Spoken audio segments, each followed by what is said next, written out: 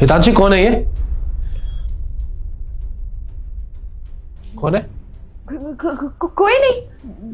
किसे छुपा रखा है तुमने इसमें? कोई नहीं है, कोई नहीं। बेबी आप तो 2 दिन बाद आने वाले थे ना, आज कैसे आ गई? हितांशी मैं कुछ पूछ रहा हूँ, कौन है ये?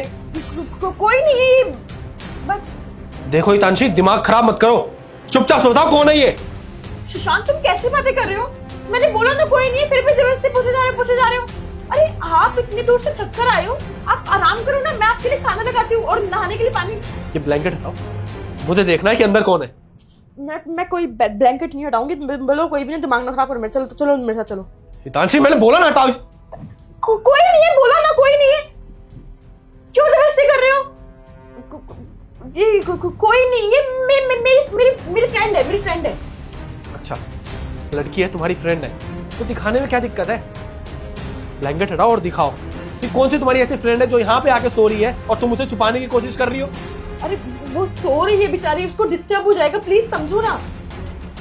जी तुम मुझे धोखा दे रही हो। तांशी ब्लैंकेट हटाओ, कौन है मुझे दिखाओ। पक्का पक्का कोई लड़का है ना? तुम ये कैसी बातें कर रहे हो? और जब मैंने तुम्हें बोल दिया लड़की है, वो मेरी फ्रेंड है, जबरदस्ती लड़का लड़का कर रहे हो तुम।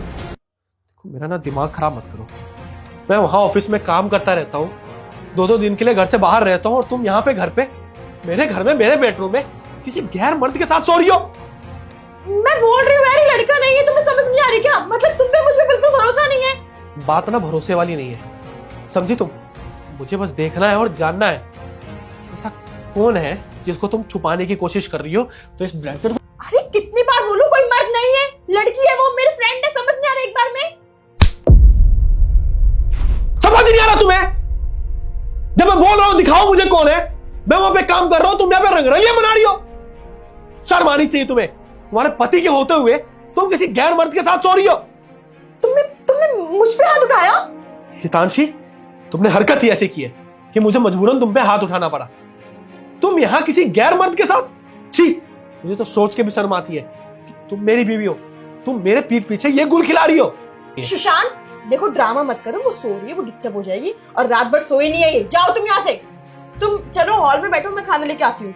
बस अब कोई बात नहीं होगी। अब मैं एक काम करता हूं, मैं अपनी फैमिली को और तुम्हारी फैमिली को दोनों को बुलाता हूं यहाँ पे, फिर उनके सामने ही बैठ के हम बात करेंगे। नहीं, अब बात करने के लिए ना कुछ बचा नहीं है, सारी फैमिली साथ में बैठेगी, तभी देखेंगे कि कौन है और कौन नहीं। और तू मर्द का बच्चा है ना, तो सामने आ, समझा? सुशांत जैसा तुम सोच रहे हो वैसा कुछ नहीं है। मैं चाह रहा हूं छुपा लो तुम इसे। सुशांत रुको, मैं तुम्हें बोल रही हूँ ना, जो तुम सोच रहे हो वो कुछ नहीं है। और कौन है ये तुम जानना चाहते हो ना? लो भाई है ये मेरा। केश तुम्हारा भाई? तू अपने भाई को क्यों छुपा रही थी? मैं देख रही थी कि तुम बेड पे ऐसे किसी को लेटा हुआ देखते हो तो क्या समझते हो कौन है कौन नहीं है, लेकिन तुम्हें तो मुझ पर बिल्कुल भरोसा नहीं है यार। मैंने तो बस एक छोटा सा प्रैंक किया था, तुमने इतनी सी बात पर मुझ पे हाथ उठा दिया। मुझे कैसे पता होगा कि तुम्हारा भाई है?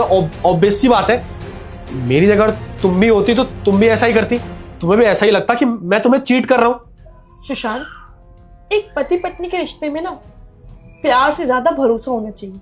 अरे ट्रस्ट के बिना कोई रिश्ता चल ही नहीं सकता, और जिस रिश्ते में भरोसा नहीं है ना, वो रिश्ता रिश्ता नहीं।